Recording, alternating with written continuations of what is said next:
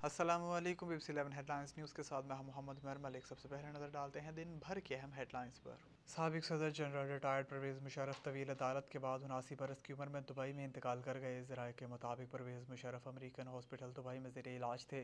परवेज़ मुशर्रफ की फैमिली इनकी मैयत को पाकिस्तान लाने पर सोच विचार कर रही थी। वज़ीर आज़म शहबाज शरीफ और सदर ममलिकत डॉक्टर आरिफ अलवी की जानिब से परवेज़ मुशर्रफ की वफ़ात पर इज़हार ताज़ियत की गई है। साबिक सदर जनरल परवेज़ मुशर्रफ के अहल खाना ने इनकी तदफीन पाकिस्तान में करने का फैसला किया है। इनकी नमाज जनाजा पीर या मंगल को अदा किए जाने का इम्कान है। इनके ख़ानदान से राब्ते में मौजूद एक अहम ज़राए का कहना है कि पीर को इनकी मैयत पाकिस्तान लाने के लिए खसूसी तैयार इस्लामाबाद से दुबई पहुँचेगा, जहाँ से साबिक सदर की मैयत पाकिस्तान लाई जाएगी।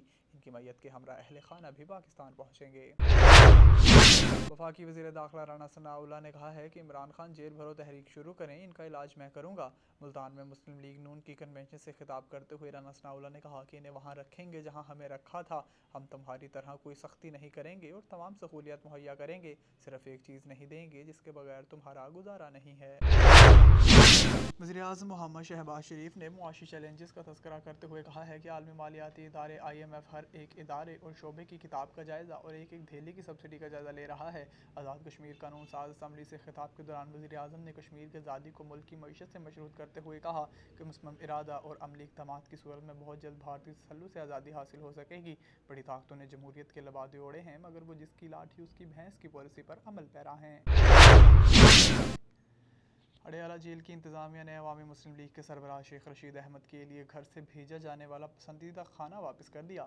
तफसीलात के मुताबिक जेल इंतज़ामिया ने घर से शेख रशीद के लिए भिजवाया जाने वाला खाना यखनी, दाल, गोश्त और सफ़ेद चावल वसूल करने से इनकार करते हुए इसे शेख रशीद तक पहुँचाने की इजाज़त ना दी है।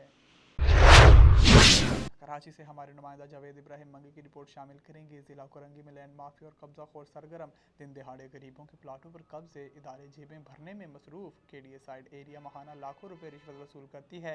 जल्द लेडी एम्प्लॉयज़ कोरंगी में ST प्रोग्राम जारी, STP के काम जारी करने के लिए D ऑफिस के अमले ने करोड़ों रुपए रिश्वत वसूल की है। Police DC office side office KDA private तमीर का महाना करोड़ों रुपए की रिश्वत वसूल करते हैं। पैसा दो, गैर कानूनी गैर मेयारी तामीरात जारी रखो। लेडी एम्प्लॉयज़ कोरंगी में बड़े पैमाने पर लैंड क्रय पर इन्होंने अपने पंजे गाड़ दिए हैं। जिला कोरंगी के इदारे खामोश तमाशाई बने हुए हैं। चिली के जंगलात में लगने वाली आग ने खेतों को भी अपने लपेट में ले लिया, जिसमें 23 अफराद हलाक और 900 से ज़ायद ज़ख्मी हो गए हैं।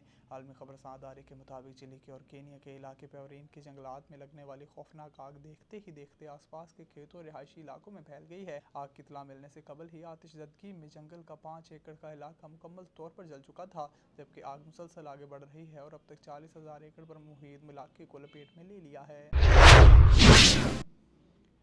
पाकिस्तान सुपर लीग PSL के 8वें सीज़न के आगाज़ से कबल कोयटा में जारी नुमाइशी मैच में ग्लैडिएटर्स के मिडल ऑर्डर बल्लेबाज इफ्तिखार अहमद ने पंजाब के निगरान वज़ीर खेल वहाब रियाज को एक ही ओवर में 6 छक्के जड़ दिए। कोयटा के बुगटी क्रिकेट स्टेडियम में खेले गए मैच में पेशावर ज़ल्मी के कप्तान बाबर आजम ने टॉस जीतकर पहले फील्डिंग करने का फैसला किया। इब्तिदा में कोयटा की टीम जल्द विकेटें गंवा बैठी, ताहम खुशदिल और इफ्तिखार ने शानदार खेल का मुजाहरा करते हुए 20 ओवर्स में 185 रन का हदफ देने में कामयाब रहे थे।